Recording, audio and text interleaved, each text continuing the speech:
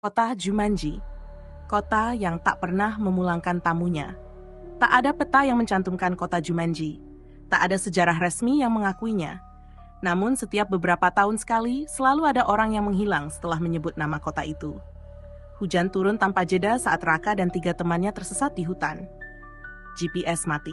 Kompas berputar tak karuan. Saat itulah mereka melihat papan kayu tua berdiri miring di antara pepohonan. Tulisan hitamnya hampir terkelupas. Selamat datang di kota Jumanji. Anehnya, tak satu pun dari mereka merasa takut. Seolah ada sesuatu yang memanggil dari balik gerbang kota itu. Kota Jumanji tampak utuh, rumah-rumah berdiri rapi, lampu jalan menyala redup, jam menara berdetak pelan. Namun, tak ada manusia. Angin berembus membawa suara tawa anak kecil. Padahal jalanan kosong. Di sebuah toko mainan tua, mereka menemukan papan permainan kayu besar. Di tengahnya tertulis, Open quote, sekali masuk, permainan dimulai. Menang atau kalah, kota yang menentukan. Close quote. Saat Raka menyentuh papan itu, suara gendang bergema dari seluruh penjuru kota. Permainan dimulai. Satu persatu kejadian aneh muncul. Jalan yang mereka lewati berubah menjadi hutan lebat. Patung-patung di taman berpindah posisi saat tak diperhatikan. Bayangan manusia berjalan tanpa tubuh. Setiap jam menara berdentang, satu dari mereka menghilang. Bukan mati, melainkan menjadi bagian dari kota. Teman Raka, Dimas, berubah menjadi patung penjaga gerbang. Matanya masih hidup. Berkedip, seolah ingin berteriak, tapi tak bisa. Rahasia kota Jumanji. Raka menemukan catatan lusuh di balai kota. Open quote, kota ini hidup dari ketakutan. Setiap jiwa yang kalah akan menggantikan penduduk lama. Tak ada akhir, hanya giliran. Close quote. Ternyata kota Jumanji adalah perangkap abadi. Sebuah kota terkutuk yang diciptakan untuk menampung roh-roh manusia yang kalah dalam permainan tak bernama. Dan permainan itu tak bisa dihentikan. Satu-satunya jalan keluar tersisa Raka seorang diri. Jam menara berdentang untuk terakhir kalinya. Papan permainan muncul di depannya dengan satu pertanyaan terakhir.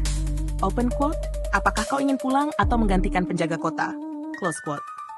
Raka menutup mata dan menjawab, aku ingin pulang.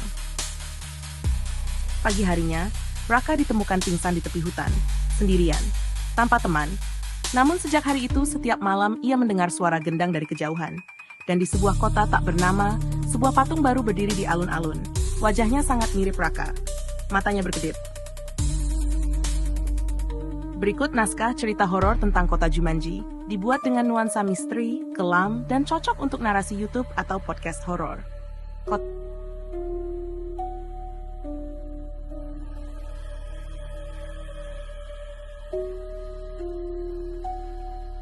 Teror di alas Gumitir. Alas Gumitir selalu diselimuti kabut tebal, bahkan di siang hari. Jalan berkelok yang membelah hutan itu terkenal angker. Banyak sopir truk dan pengendara motor percaya, jika kamu lewat alas Gumitir saat malam, jangan pernah menoleh ke belakang tanpa alasan. Raka tidak percaya mitos itu. Malam itu, ia harus mengantar barang dari Jember menuju Banyuwangi. Jam sudah menunjukkan pukul 1.30 dini hari saat motornya memasuki alas Gumitir. Udara tiba-tiba berubah dingin, jauh lebih dingin dari biasanya. Lampu motor hanya mampu menembus kabut beberapa meter ke depan. Di tengah jalan, Raka mendengar suara langkah kaki di belakangnya. Ia mempercepat laju motor, tapi suara itu ikut semakin cepat. Nafas Raka memburu. Ia ingat pesan orang-orang, kalau dengar suara aneh, jangan berhenti. Jangan menoleh. Namun, di kaca spion, Raka melihat sesosok perempuan berbaju putih kusam. Rambutnya panjang menutupi wajah, dan kakinya tidak menyentuh tanah. Raka panik. Tanpa sadar, ia menoleh. Saat itu juga, motornya mati mendadak. Kabut semakin tebal. Perempuan itu kini berdiri tepat di depannya. Perlahan, rambut panjangnya tersibak, memperlihatkan wajah pucat dengan mata hitam kosong. Mulutnya tersenyum lebar, terlalu lebar untuk wajah manusia. Kenapa berhenti? Bisiknya lirih. Raka berteriak dan mencoba menyalakan motor, tapi sia-sia. Dari balik pepohonan, muncul bayangan lain, tinggi, hitam, dan kurus, mengelilinginya. Suara tangisan, tawa, dan bisikan bercampur menjadi satu.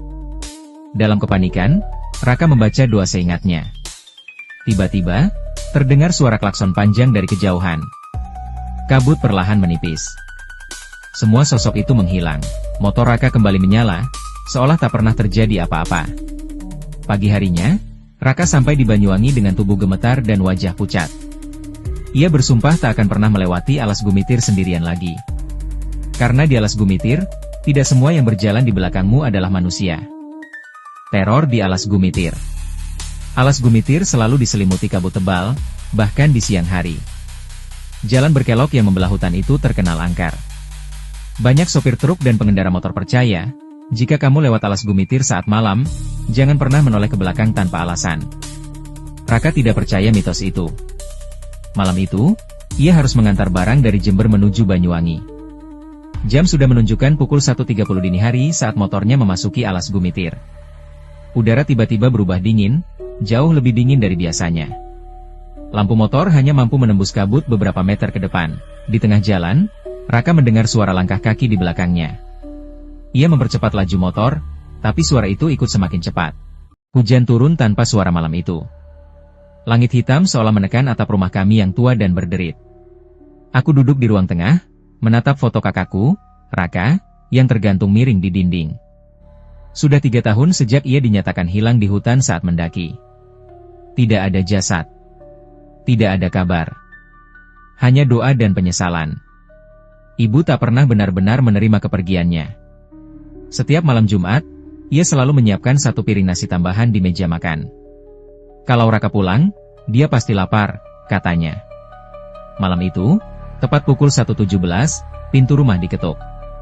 Tok, tok, tok, pelan. Teratur, seperti orang yang tahu persis bagaimana cara mengetuk pintu rumah kami. Ibu terbangun. Wajahnya pucat, tapi matanya berbinar. Itu Raka? Bisiknya. Aku ingin menghentikannya, tapi kakiku terasa berat.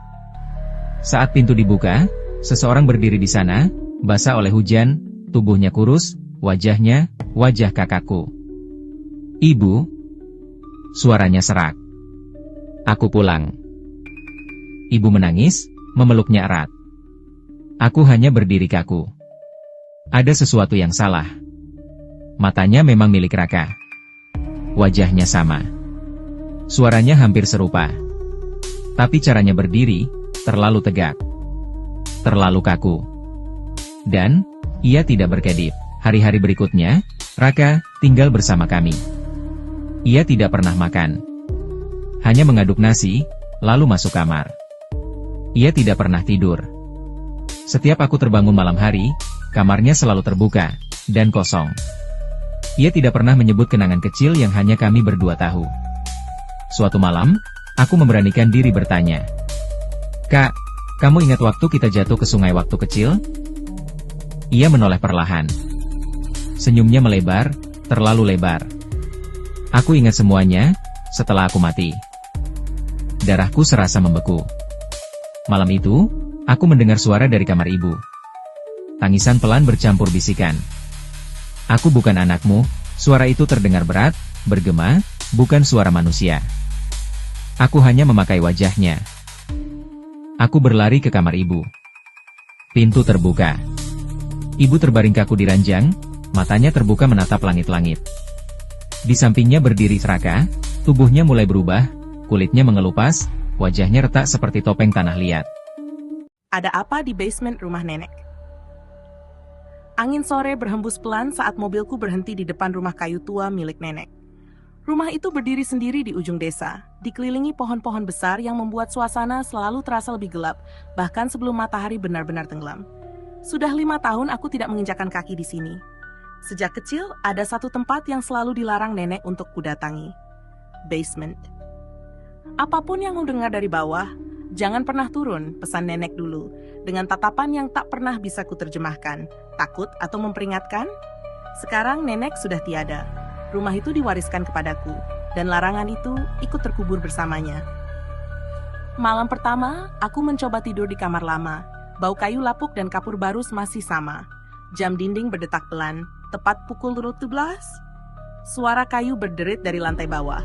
Kupikir hanya rumah tua yang memuai karena dingin, tapi lalu terdengar sesuatu yang lain. Tok, tok, tok, seperti ada yang mengetuk dari bawah lantai. Jantungku berdegup kencang. Basement berada tepat di bawah ruang tengah. Aku menahan napas. Tok, tok, 3 ketukan. Berhenti. Lalu terdengar suara gesekan, seperti kuku panjang menyeret semen. Aku mencoba meyakinkan diri bahwa itu hanya tikus. Tapi suara itu terlalu teratur, seperti seseorang. Pagi harinya aku menemukan sesuatu yang membuat darahku membeku. Di ruang tengah, tepat di atas pintu basement yang tertutup rapat dengan rantai besi, ada bekas goresan baru di lantai. 3 garis panjang, seperti bekas kuku. Dan rantai yang kemarin berkarat, kini terlihat lebih tegang. Seolah ada yang menariknya dari dalam. Aku mencoba mengabaikannya sampai malam kedua. Tepat pukul 11 lagi. Kali ini bukan ketukan, melainkan suara pelan, seperti bisikan. Buka! Aku membeku di tempat tidur. Dingin. Suara itu serak. Lemah. Seperti seseorang yang lama tak berbicara. Aku menutup telinga. Kamu sudah besar sekarang. Tubuhku gemetar. Suara itu mirip suara nenek. Aku tak kuat lagi. Dengan senter di tangan, aku turun ke ruang tengah. Cahaya lampu redup bergoyang tertiup angin. Rantai di pintu basement bergerak pelan, padahal tak ada angin di dalam rumah. Buka, air mataku menetes tanpa sadar. Suara itu benar-benar seperti nenek. Kalau itu nenek, jawab aku. Kenapa di bawah? Teriakku dengan suara bergetar. Sunyi. Lalu terdengar tawa pelan. Bukan tawa nenek. Tawa yang terlalu dalam, terlalu berat. Rantai bergetar semakin kuat. Dan tanpa ku sentuh, rantai itu terlepas. Pintu basement terbuka perlahan. Udara dingin menyembur keluar. Bau tanah basah dan sesuatu yang amis. Tangga kayu menuju kegelapan terlihat seperti mulut yang siap menelan. Aku tahu seharusnya aku lari. Tapi rasa penasaran lebih kuat dari ketakutan. Aku melangkah turun. 1 anak tangga. 2, 3. Senterku menyorot ruangan sempit dengan dinding semen lembab. Di tengah ruangan ada kursi kayu tua. Dan di atas kursi itu, boneka kain kecil milikku waktu kecil yang dulu hilang. Boneka itu kini duduk tegak. Kepalanya miring. Dan matanya bergerak mengikuti cahaya senterku. Tiba-tiba pintu basement di atas. Sam! Tertutup. Aku berteriak. Dalam kegelapan, terdengar langkah kaki mengitari ruangan. Pelan, menggesek, mengelilingiku. Senterku berkedip. Lalu mati. Aku sendirian. Dan di telingaku terdengar bisikan tepat di belakang leherku. Aku bukan nenekmu. Napas dingin menyentuh kulitku. Dia yang mengurungku di sini. Tanganku meraba-raba dinding. Lalu sesuatu menyentuh pergelangan kakiku. Dingin, basah, mencengkeram. Aku menjerit dan meronta, tapi pegangan itu semakin kuat. Dari kegelapan muncul wajah pucat dengan mata hitam kosong, tersenyum terlalu lebar. Kamu penggantinya sekarang. Pagi harinya, tetangga menemukan rumah itu sunyi. Pintu depan terbuka, tak ada tanda keberadaanku. Basement terkunci rapat dengan rantai berkarat seperti rumah terkutuk di air rayak. Angin malam di air rayak berhembus lebih dingin dari biasanya. Desa kecil yang terletak di pesisir itu memang dikenal tenang. Tapi di balik ketenangannya, ada satu tempat yang tak pernah disentuh siapapun. Rumah tua di ujung jalan tanah. Rumah yang disebut warga sebagai rumah terkutuk air rayak. Namaku Raka. Aku pulang ke kampung setelah bertahun-tahun merantau. Niatku sederhana, menjual rumah peninggalan nenek yang sudah lama kosong. Jangan ditempati malam-malam, pesan Pak Leman, tetangga depan rumah. Rumah itu masih ada penghuninya. Aku hanya tertawa kecil. Penghuni? Maksudnya tikus dan cicak. Malam pertama aku menginap, semuanya masih terasa biasa. Rumah kayu itu berderit dimakan usia, bau lembab memenuhi ruangan. Aku menyalakan lampu ruang tengah dan mencoba tidur di kamar nenek. Jam menunjukkan pukul 4 tiba-tiba. Tok tok tok. Ada suara ketukan dari ruang tamu, pelan, teratur. Seperti seseorang mengetuk meja kayu. Aku bangkit, jantungku berdegup lebih cepat. Siapa? Tanyaku, tak ada jawaban. Ketukan itu berhenti. Saat aku membuka pintu kamar, ruang tamu kosong. Namun kursi goyang nenek bergerak pelan, berderit, maju, mundur, padahal tak ada angin. Malam kedua lebih buruk. Aku terbangun karena suara langkah kaki di loteng. Padahal rumah itu tak punya loteng. Langkah itu berat, seperti orang menyeret sesuatu. Brak! Tiba-tiba lemari di sudut kamar terbuka sendiri. Dari dalamnya, bau anyir menyengat. Aku mendekat dengan tangan gemetar. Di dinding bagian dalam lemari ada tulisan hitam seperti arang. Kembalikan apa yang bukan milikmu. Aku mundur. Apa maksudnya? Rumah ini warisan nenek. Tak mungkin. Lalu aku teringat sesuatu. Dulu, sebelum meninggal, nenek pernah bertengkar hebat dengan seorang wanita tua dari kampung seberang. Katanya soal tanah sengketa. Tapi tak ada yang tahu pasti. Warga berbisik, wanita itu meninggal tak lama setelahnya. Dan sejak saat itu, rumah ini berubah. Malam ketiga, aku tak berniat menginap lagi. Tapi hujan deras mengguyur air rayak. Jalanan becek, mustahil keluar. Sekitar jam 1 dini hari, listrik padam. Gelap total. Lalu terdengar suara perempuan menangis. Dekat sekali, tepat di belakangku. Rumah ini bukan milikmu. Suara itu parau, penuh dendam. Aku tak berani menoleh. Namun hawa dingin menyentuh tengkukku. Seperti ada napas tepat di telingaku. Dengan keberanian terakhir, aku menyalakan senter ponsel dan membalikkan badan. Di ujung lorong, sosok perempuan berdiri. Rambutnya panjang menutupi wajah. Gaunnya putih kotor, penuh bercak hitam. Kakinya tak menyentuh lantai. Ia perlahan mengangkat wajahnya. Wajahnya rusak, seperti terbakar, mata hitamnya kosong. Tanahku kau ambil, rumahku kau tempati. Lampu tiba-tiba menyala kembali. Sosok itu hilang. Tapi di lantai, tepat di hadapanku, ada jejak kaki basah mengarah ke kamarku. Keesokan paginya, aku menemui Pak Leman. Dengan suara gemetar, aku bertanya tentang wanita tua itu. Pak Leman terdiam lama. Namanya Maksari, katanya pelan. Tanah rumah nenekmu dulu memang miliknya, tapi ada surat yang entah bagaimana berubah. Kata orang, Maksari tak pernah rela. Ia bersumpah siapapun yang tinggal di rumah itu tak akan tenang.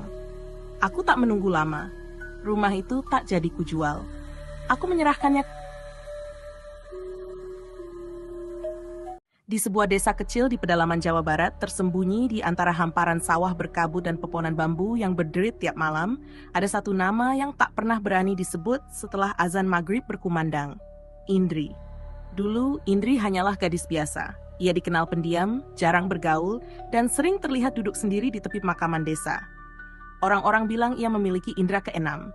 Sejak kecil, Indri sering mengigau menyebut nama-nama orang yang tak lama kemudian benar-benar meninggal. Namun semuanya berubah saat malam itu tiba. Malam yang mengubah segalanya. Suatu sore, Indri menghilang. Ia terakhir terlihat berjalan menuju kebun kosong di belakang rumahnya, membawa kain putih panjang. Warga mencari semalaman, menyisir sawah, sungai, hingga hutan kecil di ujung desa. 3 hari kemudian, tubuhnya ditemukan di sebuah sumur tua yang sudah lama tak terpakai. Anehnya, tubuh Indri terbungkus kain kafan yang terikat rapi, seolah sudah dikafani sebelum dimakamkan. Tidak ada tanda kekerasan, tidak ada jejak kaki lain di sekitar sumur itu. Pemakaman dilakukan cepat, hujan turun deras saat tanah merah menimbun jasadnya. Tapi teror justru dimulai setelahnya. Teror pertama, malam ketiga setelah pemakaman, seorang warga yang pulang larut mengaku melihat sosok pocong berdiri di tengah jalan desa. Tubuhnya kaku, kain kafannya kusam dan basah tanah. Namun yang paling menyeramkan adalah wajahnya. Wajah itu, wajah Indri. Matanya terbuka lebar, hitam pekat tanpa sorot kehidupan. Awalnya orang tak percaya, hingga satu persatu warga mulai mendengar suara loncatan di atap rumah mereka. Duk, duk, duk. Anak-anak menangis setiap malam. Hewan ternak ditemukan mati dengan wajah menghadap kiblat, seperti sengaja diatur. Rahasia yang terungkap. Seorang sesepuh desa akhirnya membuka rahasia yang selama ini disembunyikan. Ternyata sebelum meninggal, Indri sering mengaku didatangi sosok hitam tinggi tanpa wajah yang memintanya menjadi jembatan. Ia menolak, tapi setiap penolakan membuatnya kerasukan berhari-hari. Konon, di kebun tempat ia terakhir terlihat, ada ritual lama peninggalan zaman dulu. Ritual pemanggilan arwah untuk dijadikan penjaga wilayah. Kain putih yang ia bawa diyakini sebagai bagian dari ritual itu. Diduga, Indri mencoba menghentikan sesuatu, tapi justru menjadi tumbal. Teror memuncak. Suatu malam Jumat Kliwon, seluruh desa mendengar suara jeritan perempuan dari arah pemakaman. Beberapa pemuda memberanikan diri mendekat. Mereka melihat tanah makam Indri terbuka. Di atasnya berdiri sosok pocong yang perlahan memutar kepalanya 140 derajat. Tali kafannya terurai sendiri, namun tubuhnya tetap terbungkus rapat. Salah satu pemuda yang paling berani melangkah maju. Dan sejak malam itu, ia tak pernah bisa berbicara lagi. Akhir yang menggantung. Akhirnya, makam Indri dipindahkan ke luar desa dan dilakukan ritual penenangan. Teror memang berkurang, tapi tidak sepenuhnya hilang. Sampai sekarang, warga desa di pedalaman Jawa Barat masih percaya, jika kau berjalan sendirian saat malam berkabut dan mendengar suara loncatan di belakangmu, jangan menoleh, karena pocong Indri tidak suka diperhatikan. Dan jika kau melihat kain putih berdiri di ujung jalan, itu mungkin bukan kain yang tertiup angin, tapi Indri, yang masih mencari asal-usul kuda lumping, tarian yang memanggil arwah. Di sebuah desa tua di lereng gunung wilayah Jawa Tengah, hiduplah seorang pemuda bernama Jaka. Desa itu terkenal dengan pertunjukan kuda lumping yang selalu digelar saat malam satu suro. Namun tidak banyak yang tahu bahwa tarian itu bukan sekadar hiburan. Konon ratusan tahun lalu saat tanah Jawa masih diliputi peperangan, pasukan berkuda dari kerajaan Mataram bertempur mempertahankan wilayahnya. Mereka gugur secara tragis di sebuah hutan yang kini menjadi desa tempat Jaka tinggal. Mayat para prajurit tak pernah dimakamkan dengan layak, dan arwah mereka tidak pernah benar-benar pergi. Malam yang berubah. Sejak kecil, Jaka sering melihat latihan kuda lumping di lapangan desa. Irama gamelan terdengar magis, dentuman kendang menggema seperti detak jantung yang dipaksa berdetak lebih cepat. Namun malam itu berbeda. Angin terasa dingin meski bulan purnama bersinar terang. Pawang kuda lumping Ki Sastro mulai membakar kemenyan. Asapnya mengepul tebal, membentuk bayangan seperti siluet prajurit berkuda. Satu persatu penari mulai kerasukan. Mata mereka memutih. Tubuh mereka bergerak liar. Mereka memakan pecahan kaca, berjalan di atas bara api, bahkan tertawa dengan suara yang bukan suara manusia. Tapi ketika giliran Jaka menari, sesuatu yang jauh lebih mengerikan terjadi. Saat cambuk Ki Sastro tak tanah, Jaka tiba-tiba jatuh. Ia tidak hanya kerasukan, ia melihat sesuatu.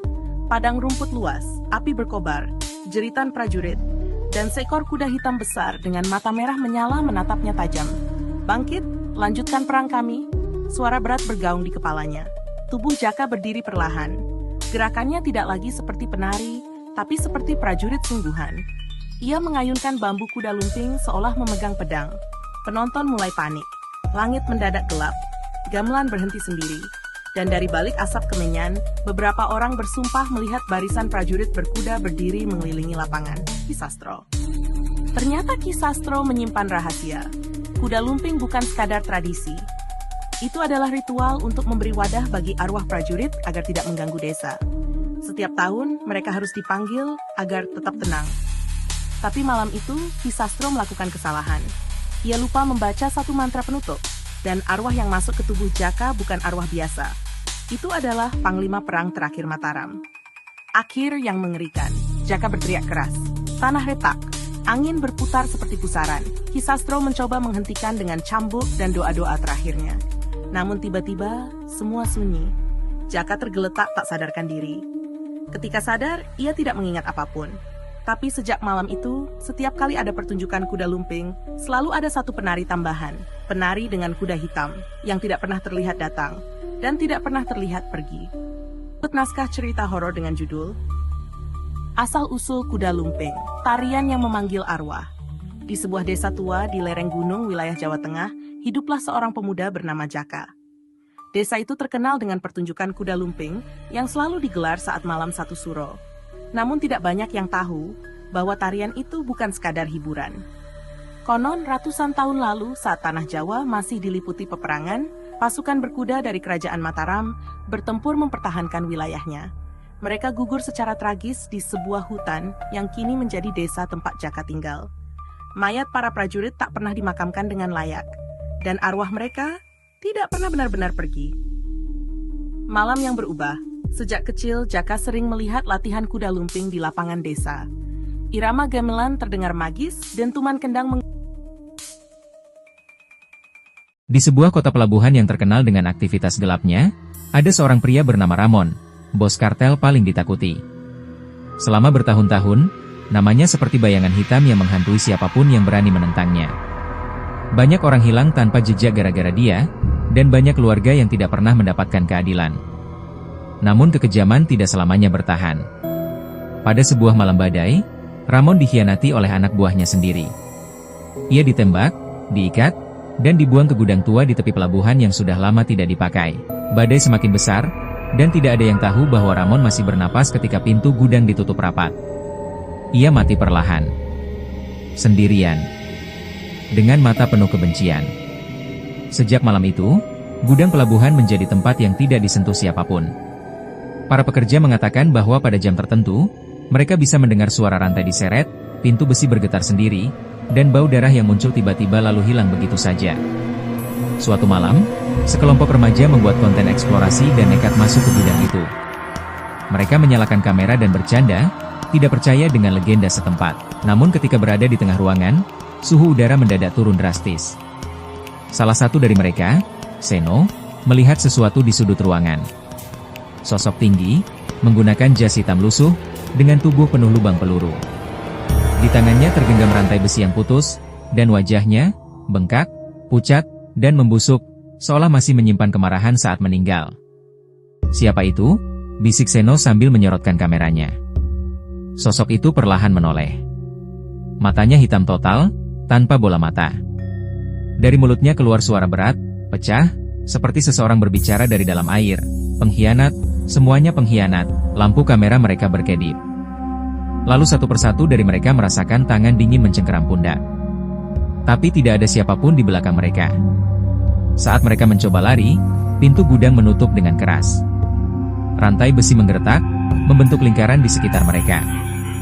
Sosok Ramon muncul di tengah lingkaran itu, melayang sedikit dari tanah. "Kalian datang ke wilayahku," Seno berteriak. Namun suaranya tenggelam oleh suara rantai yang membelit. Esok paginya, kapal patroli menemukan kamera mereka tergeletak di dermaga. Saat diputar, video terakhir hanya menunjukkan satu hal: gudang kosong, pintu terbuka lebar, dan suara berat Ramon berbisik, "Kartel tidak mati. Aku tetap memimpin dari kegelapan." Sampai hari ini, siapapun yang berjalan dekat gudang pelabuhan pada malam hari mengaku mendengar langkah berat, bau mesiu, dan rantai besi yang diseret. Konon, bos kartel itu tidak tenang, karena ia masih mencari siapapun yang berani masuk wilayah kekuasaannya.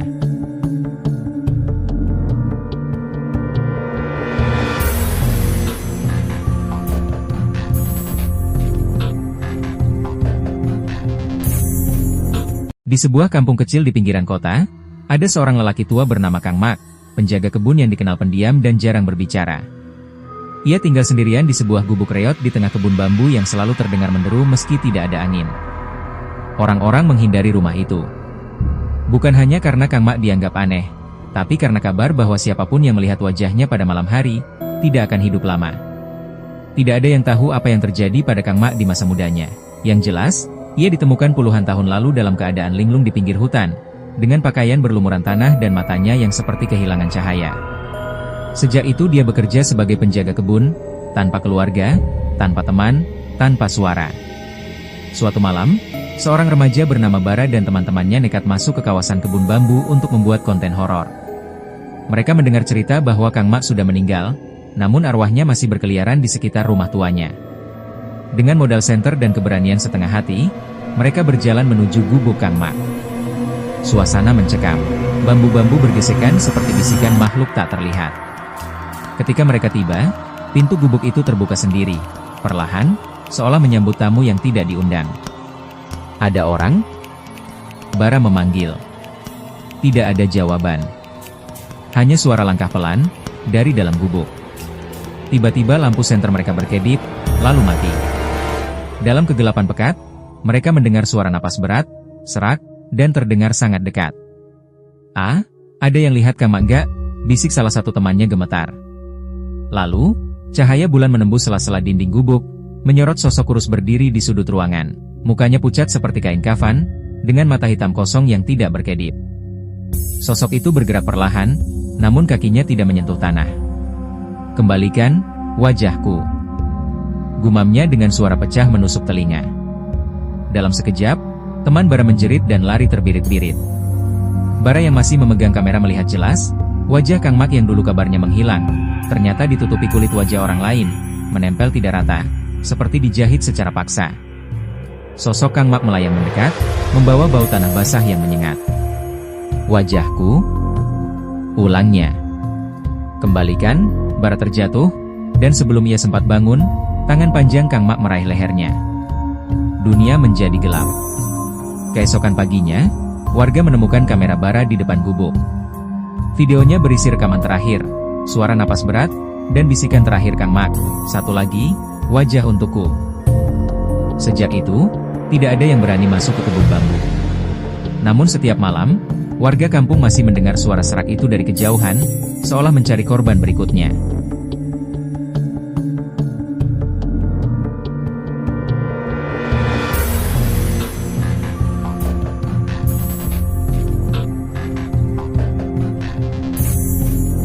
Malam itu, Raffi, seorang konten kreator TikTok yang sedang naik daun, memutuskan membuat video challenge baru. Ia membaca komentar dari sebuah akun bernama penjemput_malam, yang menantangnya untuk membuat video di depan cermin pada pukul 2.33 dini hari. Awalnya Raffi mengira itu hanya akun troll yang suka menakut-nakuti. Tapi komentar itu terus muncul di setiap unggahannya. Bahkan ketika ia menghapusnya, komentar yang sama akan kembali, dengan waktu yang semakin mendesak.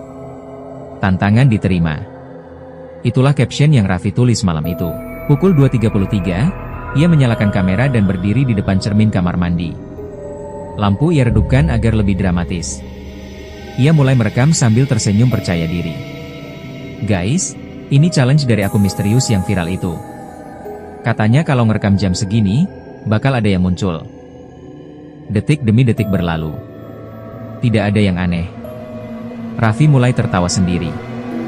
Namun tiba-tiba, pantulan di cermin tertawa lebih dulu, padahal Raffi belum membuka mulut. Wajahnya langsung pucat. Ia mundur, tapi pantulan itu tidak mundur. Justru semakin dekat ke permukaan kaca, seperti ingin keluar. Layar ponselnya tiba-tiba gelap, lalu menyala kembali dengan notifikasi penjemput_malam menyukai video Anda. Raffi terjatuh. Dan pada saat yang sama, pantulan itu keluar dari cermin, menarik Raffi masuk ke dalam kegelapan. Esok paginya, video Raffi sudah viral di TikTok. Tapi bukan karena tantangannya, melainkan karena itu adalah video terakhir dirinya. Ia tidak pernah ditemukan. Namun setiap jam 2.33, akun penjemput_malam mengunggah video baru, dan sosok yang tertawa di dalam cermin selalu memakai wajah korban berikutnya.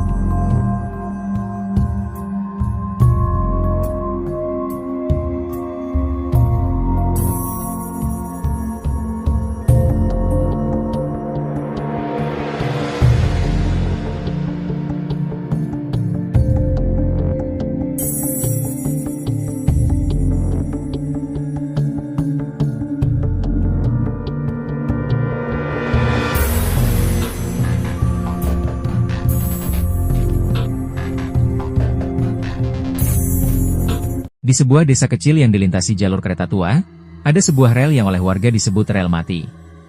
Bukan karena tidak digunakan, tetapi karena terlalu banyak yang mati di sana. Setiap malam Jumat, warga menghindari lewat jalur itu, sebab mereka percaya ada sesuatu yang masih gentayangan di sepanjang rel tersebut. Cerita itu selalu dianggap mitos, sampai suatu malam seorang pemuda bernama Rangka memutuskan untuk pulang lewat rel itu. Ia pulang larut setelah bekerja lembur, dan jalan pintas itu menghemat waktu hampir setengah jam. Awalnya, semuanya terasa biasa, tapi ketika ia mendekati jembatan rel kecil di tengah hutan bambu, udara tiba-tiba berubah dingin. Tidak ada angin. Tidak ada suara serangga. Hanya hening. Di kejauhan, Rangka mendengar suara kereta. Klik, klak, klik, klak. Padahal ia tahu, tidak ada jadwal kereta lewat jam segitu. Saat suara itu semakin dekat, lampu rel di sekitar jembatan berkedip. Rangka berhenti. Entah kenapa, tubuhnya terasa berat, seperti ada tangan tak terlihat yang menahannya. Tiba-tiba, ia melihat asap putih muncul di ujung rel. Kereta. Kereta tua berwarna hitam pekat melaju perlahan tanpa suara mesin. Lampu depannya redup, dan di setiap jendelanya terlihat bayangan-bayangan penumpang yang duduk kaku, seperti patung. Rangka terpaku, tak bisa mengalihkan pandangan. Ketika kereta berhenti tepat di hadapannya, pintu gerbong terbuka perlahan, mengeluarkan suara berderit panjang. Dari dalam, muncul seorang wanita berpakaian lusuh, rambut panjang menutupi wajahnya. Ia menunjuk ke arah Rangka. "Ayo naik, sudah waktumu ikut." Rangka mundur selangkah, tapi kereta itu mengeluarkan suara jeritan panjang, seperti memanggilnya. Di belakang wanita itu, bayangan-bayangan lain mulai bangkit dari kursi, beberapa tanpa kepala, beberapa dengan tubuh terbelah, seolah mereka semua adalah korban yang pernah mati di rel yang sama. Wanita itu mendekat. Langkahnya tidak menyentuh tanah. Setiap langkah meninggalkan jejak darah. Rangka berlari sekuat tenaga, tapi suara langkah Kai mengikuti dari belakang. Rel tiba-tiba memanjang seperti tidak ada ujungnya, dan kereta hantu itu terus melaju pelan di belakangnya, seolah memburunya. Ketika Rangka hampir mencapai ujung rel, tangan dingin mencengkeram bahunya. Ia menjerit, tapi tiba-tiba semuanya menjadi hening. Ia sudah berada di rumah. Napasnya terengah-engah, pakaiannya penuh debu. Ia mencoba meyakinkan diri bahwa semua itu cuma mimpi atau halusinasi. Namun ketika ia melihat ke cermin, dadanya langsung sesak. Di pundaknya, ada bekas telapak tangan hitam, seperti bekas genggaman seseorang yang bukan manusia. Sejak malam itu, setiap kali Rangka tidur, ia mendengar suara kereta mendekat. Klik, klak, klik, klak, dan suara wanita itu berbisik di telinganya. "Kau belum naik, kami masih menunggumu." Nama pemuda itu Boti.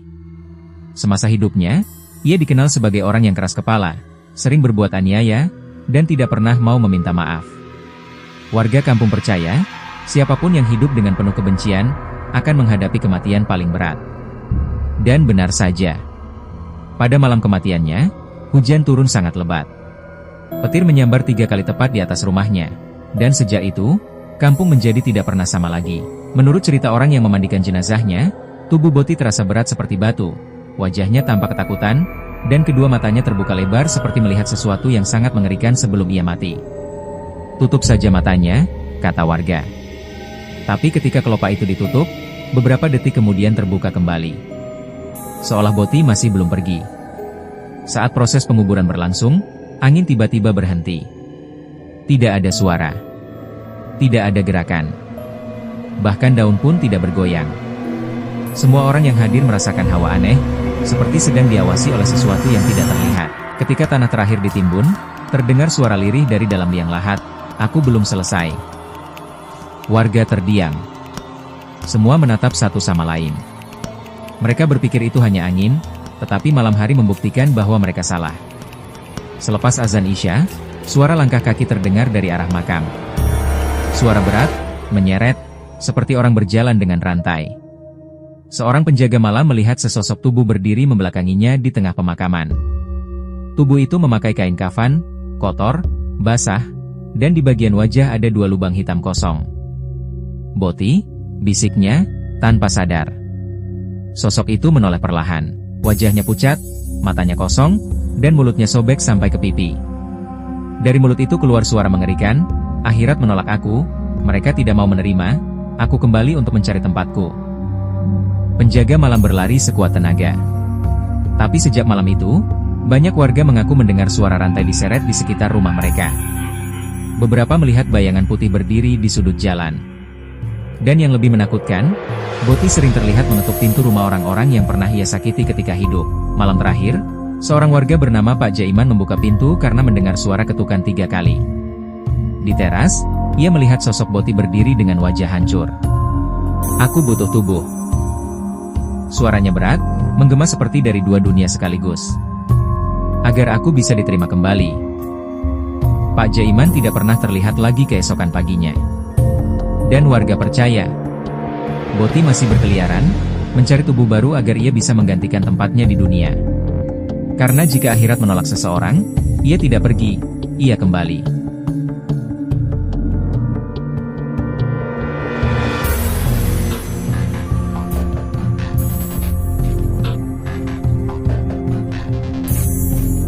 Di pesisir Kalimantan Selatan, ada legenda tentang sebuah kota misterius bernama Saranjana, kota megah yang tidak tercatat di peta manapun. Warga lama selalu berkata, jangan coba-coba memanggil namanya saat malam, nanti ada yang datang menjemput. Tapi Rico, seorang vlogger petualangan, menganggap itu hanya mitos. Ia ingin membuktikan kebenaran cerita tersebut dan membuat konten viral. Bersama 2 temannya, Wulan dan Bagas, ia pergi ke sebuah bukit yang katanya menjadi batas dunia manusia dengan kota gaib itu. Malam itu, udara terasa lebih dingin dari biasanya. Suara ombak terdengar pelan, tapi ada gema aneh seperti langkah kaki dari kejauhan. Di hadapan mereka terbentang hutan gelap yang seolah bernapas. "Coba rekam," Gas, kata Riko. Ia menyalakan kamera dan berteriak, kalau benar ada kota Saranjana, tunjukkan diri kalian. Detik berikutnya, angin berhenti. Tidak ada suara serangga. Tidak ada gerakan pohon. Hening, memekakan. Tiba-tiba, di tengah kegelapan, muncul cahaya seperti lampu kota, terang, berwarna emas, dan bergerak seperti kehidupan nyata. Mereka terdiam, tak percaya.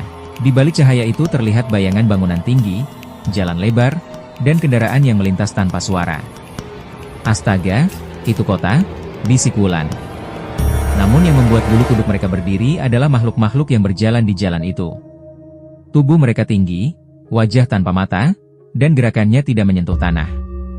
Beberapa berhenti, menatap ke arah mereka meski tidak punya bola mata. Salah satu makhluk kemudian melayang mendekat. Tubuhnya seperti kabut gelap, dengan mulut yang memanjang sampai ke dada. Kalian dipanggil, kota kami menunggu. Bagas panik dan langsung lari. Namun langkahnya terhenti ketika tanah di bawahnya berubah seperti pasir hisap, menyeretnya perlahan ke bawah. Wulan berteriak, mencoba menariknya, tapi tangan-tangan hitam muncul dari dalam tanah, menggenggam Bagas dan menariknya masuk. Riko membeku, kakinya tak bisa digerakkan. Kamera di tangannya tetap menyala, merekam semuanya. Makhluk kabut itu sekarang berada tepat di depannya. Sekarang giliranmu. Cahaya kota gaib itu semakin terang, lalu semuanya menjadi putih. Saat Riko membuka mata, ia berada di tempat asing. Jalanan sunyi, bangunan megah berdiri, tapi tidak ada suara manusia, hanya bisikan samar, dan bayangan yang melayang-layang. Kota itu benar-benar ada. Dan ia kini menjadi bagian darinya. Keesokan paginya, warga hanya menemukan kamera Riko di tepi hutan, lampunya masih menyala.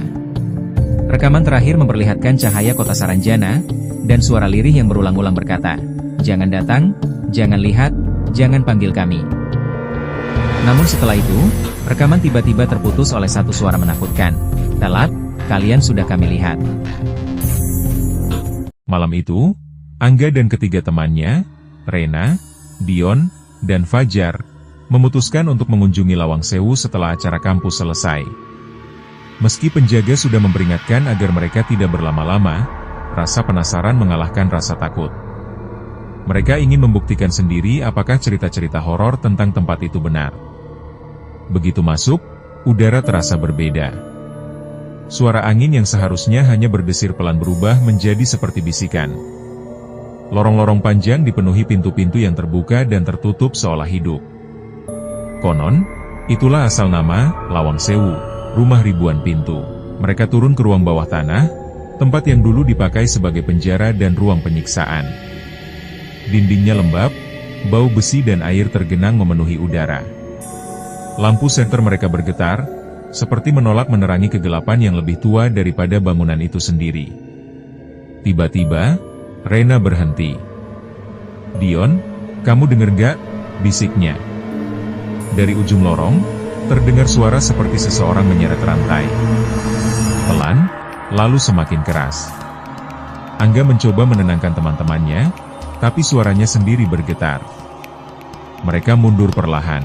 Saat cahaya senter diarahkan ke depan, mereka melihat bayangan tinggi berdiri di antara tiang-tiang. Bayangan itu tidak bergerak, tapi perlahan membesar, seakan mendekat tanpa melangkah. Dari kegelapan muncul sesosok wanita berambut panjang, wajahnya pucat dengan mata hitam menganga, pakaiannya lusuh seperti masih memakai seragam zaman penjajahan. Rena berteriak. Fajar langsung lari, tapi ketika ia menoleh, sosok itu tiba-tiba muncul tepat di depannya, menggantung di udara, rambutnya menutupi lantai seperti akar pohon, mulutnya terbuka lebar, mengeluarkan suara jeritan panjang yang menggema di seluruh bangunan. Lorong-lorong Lawang Sewu berubah seperti labirin. Setiap pintu yang mereka buka hanya membawa mereka kembali ke ruangan yang sama. Dia melihat bayangan lain di sudut mata, tentara tanpa kepala berjalan melewati dinding, suara langkah sepatu bot besi mengikuti mereka dari belakang. Satu persatu lampu senter mati. Kegelapan total menelan mereka. Hanya terdengar suara wanita itu berbisik, "Kalian tidak boleh keluar, kalian sudah melihat apa yang tidak boleh dilihat." Pagi harinya, penjaga menemukan 3 dari mereka pingsan dekat pintu keluar. namun Fajar hilang. Sejak hari itu, setiap malam, penjaga sering melihat bayangan seorang pria muda berdiri di balik jendela lantai 2, mengetuk perlahan, seolah meminta bantuan. Dan di keheningan malam Lawang Sewu, terkadang terdengar suara rantai diseret, semakin dekat, dan semakin dekat.